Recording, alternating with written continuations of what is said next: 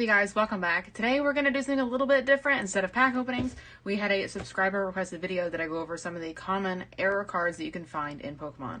Now a lot of the error cards that I'm going to go over, they're not worth really any more than the card would be if the error was not there, because a lot of these errors just weren't corrected. Early on in Pokemon, the quality control was very, very lax, and there was a lot of different errors that made it onto cards that just have not done anything with the value, because the majority of them were printed with that error, which would mean that the non-error version of the card would be worth a little bit more.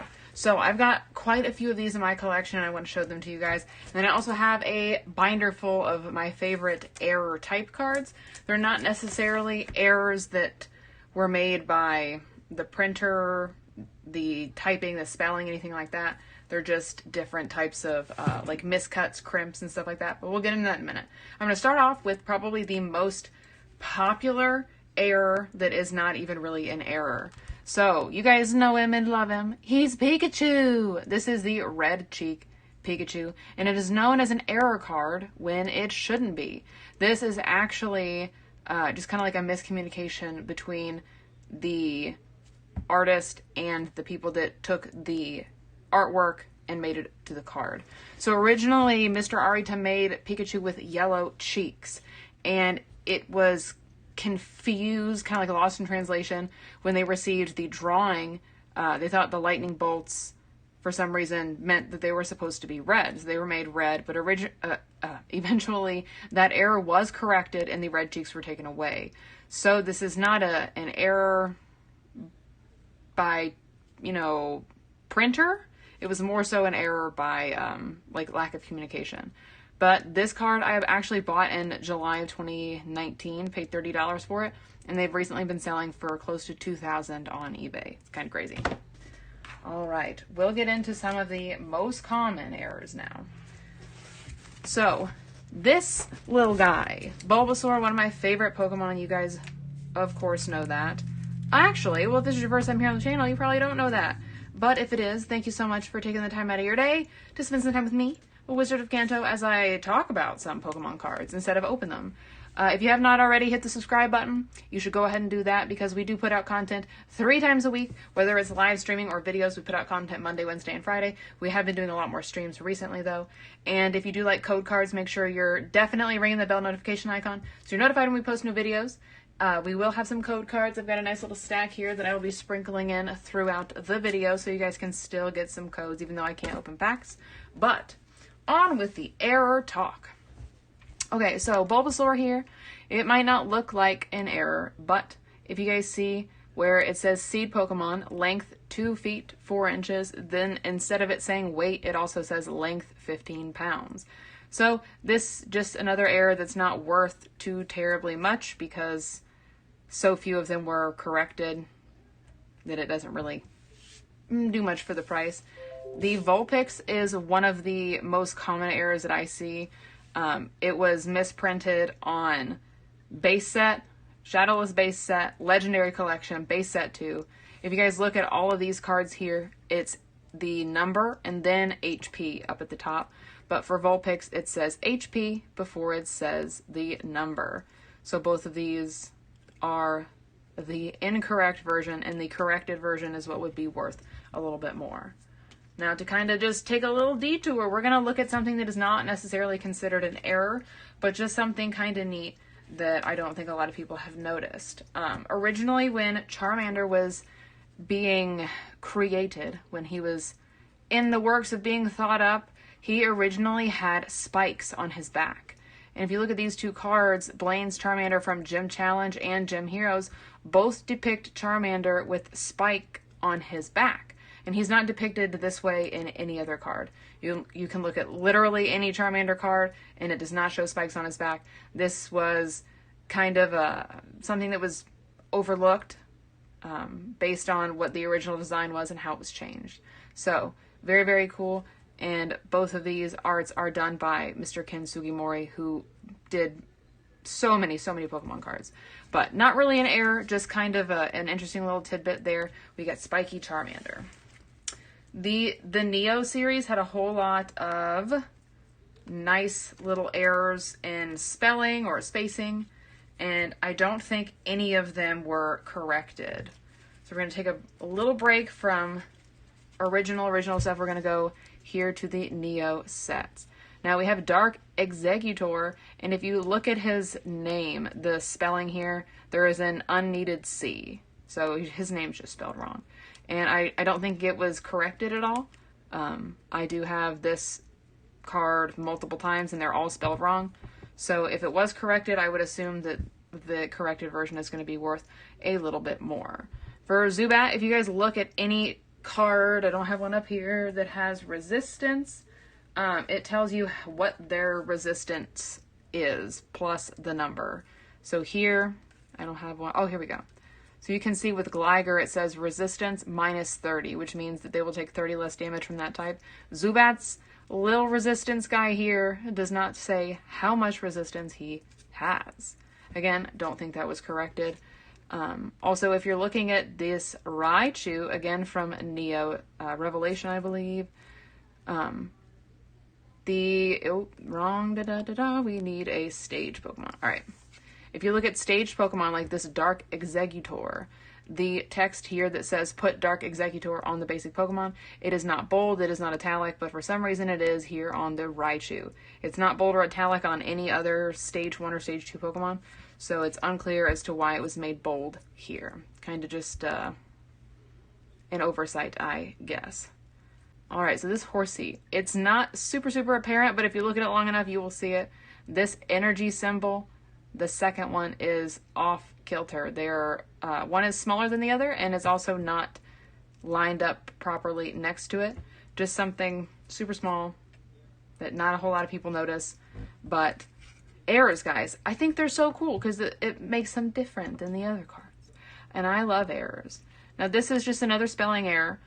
We have Gligar, and this is supposed to read Fly Scorpion Pokemon, but instead it reads Fly Scorpio. So just another misspelling. And we have Unknown O. I think this is another one that was never corrected. This is supposed to say once during your turn, and instead it says U-turn. Once during U-turn. There's a lot of cards that have you instead of your on them. It seems to be a pretty common thing that happens. And I know that I end up writing you instead of your quite often. Alright, so let's get back into good old, like, base set, Team Rocket, you know, back in the day type stuff. Alright. We've got a Gym Challenge card. This is Rocket's Minefield Gym. This is actually something that was corrected. But you can read this here. Whenever a player puts a basic Pokemon onto his or her bench from his hand, he or she flips a coin. If tails, put damage counter on that Pokemon. And it does not say how many damage counters. That is the error. It should say X number of damage counters, but it does not. There was a number of errors with Team Rocket. I read that it was one of the most highly errored sets because there was such little quality control, as I mentioned earlier. A lot of the cards were printed and they're missing ink. I actually have a card that I'll show you guys in a little bit that is missing ink. Some of the hollow is smudged. There's a lot of different things going on. Dark Vileplume here. The error is it is supposed to be weak to fire and not fighting. So we've got a little fighting type symbol where there should be fire. Again, not necessarily something that makes the card worth any more. Just going over some super common card errors that you guys can find. And I think they're neat just to see and have in your collection. If you look here, the words Pokemon and apply, they are two separate sentences, but I'm sorry I shake so much. You can see that there's no space between Pokemon and apply. It's Pokemon period apply. So, there's supposed to be a space there. Nice job, Golbat. Okay, now this is also an error that we've seen quite a few times throughout Pokemon's history. Instead of saying put Seeking on the basic card or basic Pokemon, it says put Seeking on the stage 1 card. Well, Seeking is the stage 1 of Goldeen, so it should read on the basic Pokemon. Just a little mistyping there. This is another one that I do not think was corrected, so it doesn't necessarily make it any more valuable. This is one error that does make a card more valuable from the Jungle set. all 16 hollows were at one point printed without their set symbols. And this is the only one that I have that has no set symbol. It is a victory bell. You guys know the jungle symbol should be right there. Do I have any others from jungle? Oh, I don't. What the heck? No other jungle errors. You guys know the jungle symbol is like a little flowery guy. Kind of looks like a Vileplume head. But should be there, and it is not. So, really, really like that card. Okay, we've got a switch card. This is not necessarily something that I think anybody would notice as an error, but something that they over at Pokemon have designated as an error. This says, switch one of your own benched Pokemon with your active Pokemon. The word own should have been omitted. It is not necessary. It should just read, switch one of your benched Pokemon with your active Pokemon. Not sure why it's put in there like that, but it's counted as an error, so I put it in here for you guys. Okay. We've got a nice little Sandshrew here. Oh, and now I'm forgetting what the heck the error was. What is your error? Okay. This sand attack, it reads, if the defending Pokemon tries to attack during your opponent's next turn, your opponent flips a coin. If tails, this attack does nothing. Well, it should read, if tails, their attack does nothing, because they're flipping a coin, or I'm sorry, you're flipping a coin to decide if their attack is going to affect you in the next turn, not if your attack is going to do anything. So, there we have that one.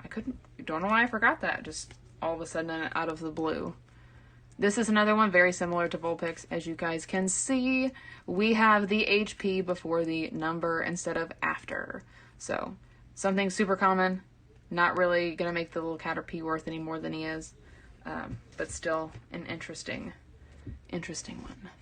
This, very similar to our Bulbasaur error, instead of it saying weight 22 pounds, this little Kakuna also says his length is 22 pounds. But he is not 22 pounds long. I'm going to show you guys. I know I'm going super fast through this, but there's so much that I want to show you, and I don't want to have like a half an hour video for you guys to try to decipher. Squish this in here. Alright, so this is one of my absolute favorite errors, and it's not necessarily super common, and it does change the value of this a lot. This is a Hidden Fates pack, and you guys know Mewtwo when he's shiny is green, and on all of the Hidden Fates packs he is depicted with his little green self. But the printer at the printing company was running out of yellow ink, as you can see by the Pokemon being super, super pale, kind of like a tannish color up at the top, as well as the Fates, which is usually in pretty bright gold. So we have a blue Mewtwo, and I was offered close to $1,000 for this on Instagram after I first posted it. There are a couple for sale on eBay. I have only seen, I think, 5 or 6 others in existence, so they are pretty rare. But there's just not a huge market for them right now, so it's very, very hard to determine the value. Everyone seems to be going crazy over base set stuff right now, so it's been hard to try to gauge pricing for anything. Go through a couple code cards here for you guys. Champion's Path. I hope you guys get some super awesome pulls. Oh, okay, well, that was backwards. From the Champion's Path codes. Let me know down in the comments what you are getting from the code cards. But be sure not to be a greedy code goblin. We don't like greedy code goblins. Now, this is my binder that has not only errors and stuff, it has some League cards and also some of our first edition Shadow List that was sent to us by a friend. We just keep it in here because it has space. I'm a fan of these guys more than anything. Miscuts, and I recently saw somebody post on Instagram a Raikou from Vivid Voltage that was literally cut in half. Best miscut I've ever seen in my life. I sent the picture of it to an acquaintance who collects the most amazing miscuts I've ever seen, and I'm hoping he gets his hands on it because it was absolutely amazing. The Venomoth and Kiawe I actually pulled myself, which are 2 of my absolute favorite cards. You can see the little line there at the top, which is, I guess, indicator of where they're supposed to cut, but not where they actually did cut. These guys down here, super, super cool because they actually go way past the yellow. You're not even seeing the edging anymore. It's just down into the color of the card. Venomoth was a very easy to pull miscut, I guess, for me. We pulled 2 of them from Unbroken Bonds. We also pulled quite a few miscut Whimsicots. This little Carvanha, some of these aren't super miscut, just a little bit off center, but I threw them in here anyways because I like them. Heavily, heavily faded, not sure why. It seems like maybe the printer was running out of some type of ink, but it just looks very cloudy and foggy. So not necessarily something that would be considered an error on all cards or anything that had to be corrected, just kind of like a one-off thing. But I like it. These guys are some of my absolute favorites because you can actually see the card that it's supposed to be attached to. So this Magnemite has the bottom of the Pansage at the top of it, and I do not have the card that has the bottom of the Magnemite, but I thought that was super cool. And I don't think I have the card that goes to this either, but there's a couple on here that I have that are like that. I don't really, I guess, know what to call them other than just miscut. Another one of my favorite types of errors are crimps, and this is probably the best crimp that I have. This is a Nidoran from base set, and it was crimped into the pack when it was heat sealed. You guys can see all the little ridges from how they seal the packs. I have a couple of these from recent sets, like you guys see the Ponyta down here, and the crimp is a lot longer. It goes pretty far down compared to the Nidoran.